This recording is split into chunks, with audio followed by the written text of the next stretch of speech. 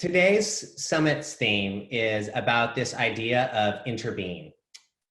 Facing the global pandemic, the Burning Man community is needing to reflect on how it interacts and connects with the world in new ways. And so we find ourselves in a world that is facing a path of either separation or connectedness. And it is our actions that are going to reveal which we choose. Our survival as a species, we know now, is linked with all beings on this planet. And as citizens of a globalizing world, the big question is how do we strip away our differences and our conflicts to realign ourselves as neighbors on what Bucky affectionately called Spaceship Earth? This is a moment where interconnectedness is more important than ever before. And that's why we've called all of you together as a group of diverse community leaders to explore this idea of interbeing. And so to dive into this concept a little more, I'd love to call up our first panel. Neha Sharma is going to be facilitating this panel. Neha is a global manager of the New Energy Nexus and a core steward of the Terran Collective. She is committed to a just and equitable energy transition, as well as all beings thriving in relationship with each other on this planet, as well as deep belly laughs.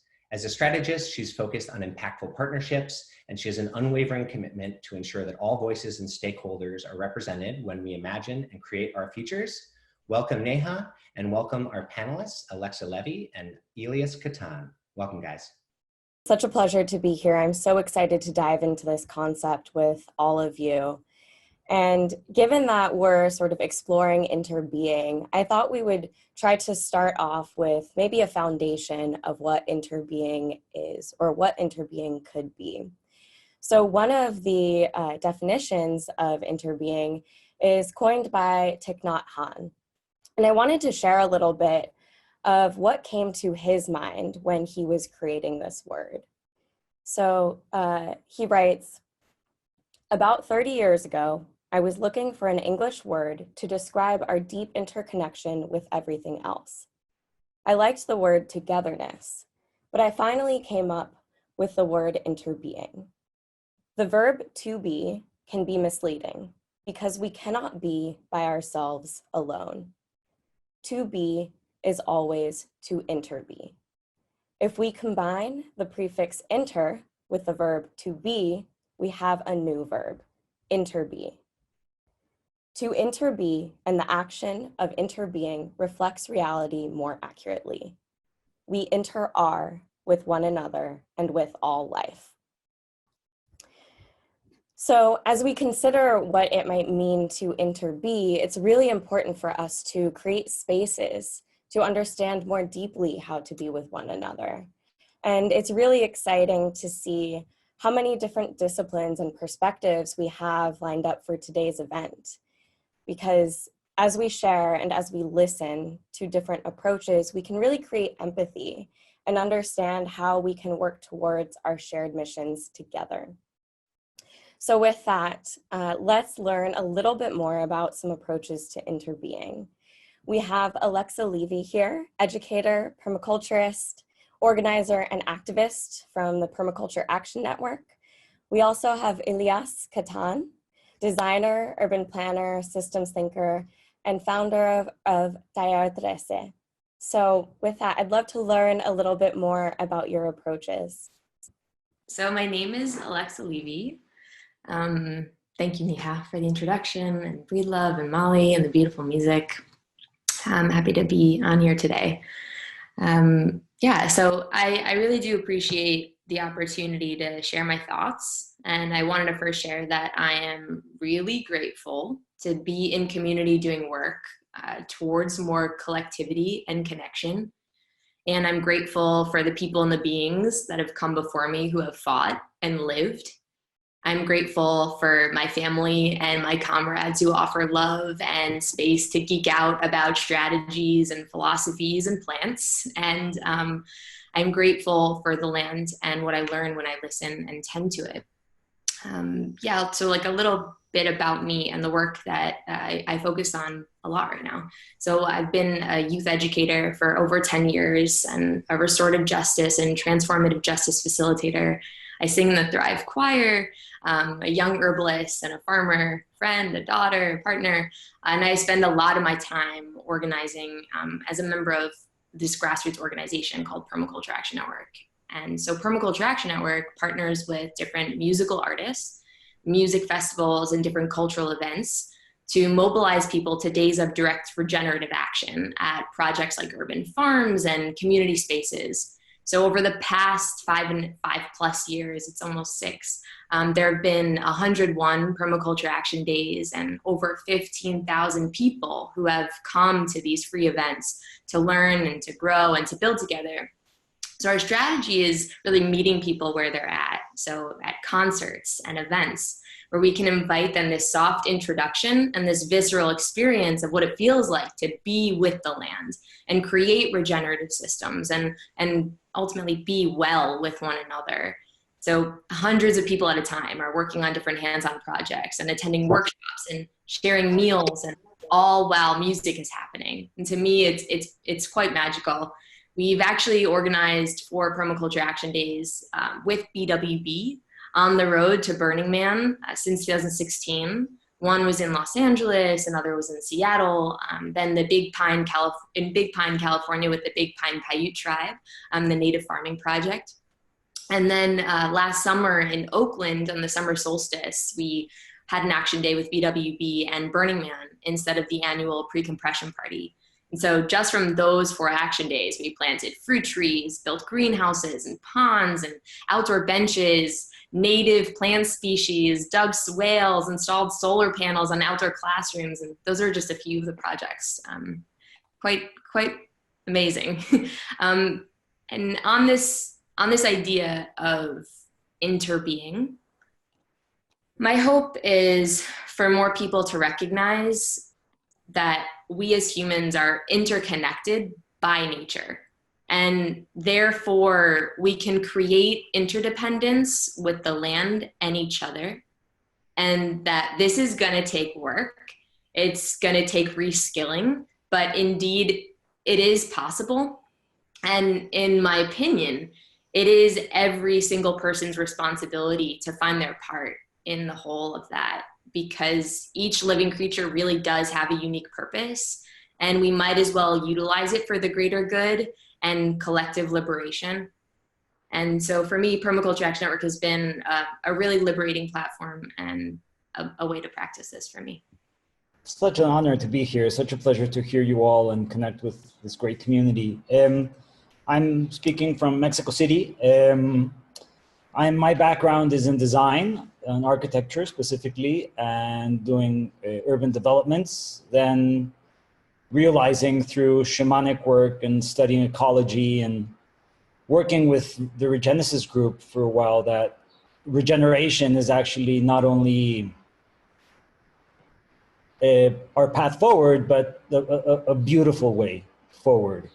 We've been developing place-based design and trying to shift to a watershed culture and trying to develop a bioregional understanding of Mexico City in particular, and then a few watersheds across the country. It's been a beautiful path, and we've also had the opportunity to form an NGO, which is called Cuatro al Cubo, which is 4 to the power of 3, which we're over 60 allies looking to regenerate Mexico City. And this is what it's about, right? It's watershed. I love Carol Sanford's way of framing it, life shed. It's basically a bioregional engagement, right? And since we worked with an anthropologist in Puebla watershed, he told us that back in the day, they had a little altar or a little offering to the Popocatépetl, which is our biggest volcano in the area. And they had a little model of their watershed. They had the volcanoes, and some were so detailed that they had river and the birds. And this was like, 1,000 years ago, right? So this idea of how to explain a neo myth, a new story that can really integrate us with our place. For me as an architect, I do a lot of topographical models. That's been a lot of what we've done, right? So developing that shared understanding of place for me starts with understanding it, modeling it, and making maps and 3D things, because what we ultimately want is to develop designs that are in harmony with place. And to really accomplish that, one of the core principles of this is to participate in a creative learning doing community, right? Where we're all developing each other and helping really enable regenerative practices like urban wetlands or food forest or urban agriculture or water harvesting or clean energy production, right? That's taking it down to a functional level, but really important for a lot of people to understand that it's not only about talking about relationships or certain abstract concepts. And that's where our core work is right now, working on developing a couple of parks, living parks, museums, a water museum, hopefully, and our last living river, which is behind me. That's Mexico City, right? Who would have thought? And really trying to work with developers in more and more, they're appreciating the value in regenerative development and application of eco-technologies and green infrastructure. So I'm very excited. We've never had more work, and honored to be here. Thank you so much, Alexa and Elias. One thing I'm really hearing that is a common theme is really rooting to where you physically are located and understanding your relationship with that place, which can be so complex in a time where we have so many different global systems and global supply chains and all these different ways that connect us at that level. Sometimes we forget how much is just in our own backyard. And, we're in such an interesting time. All of the things that this moment in our history is allowing us to understand and examine. And in many ways, we are all rooted in place right now. And we're understanding all the beautiful trees and all the beautiful things that our neighbors have. And in so many ways, we're actually really seeing the Burning Man principles come to life every single day.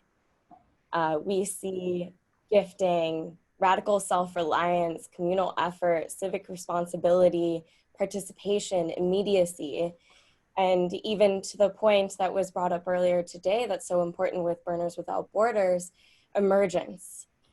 Really understanding what's happening right now and how our actions are affecting others, and also how we can allow others to thrive.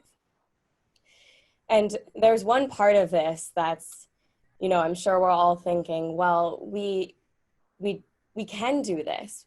Why is crisis giving us this opportunity? We've had this opportunity to be this way for so long. And many of us are this way when we go to the playa, but these principles live within us and we embody them 365 days out of the year. And while it's a huge bummer and it's very upsetting that we're not all getting together at Fly Ranch right now or in Black Rock City in August, we're actually living this every single day in a very different way.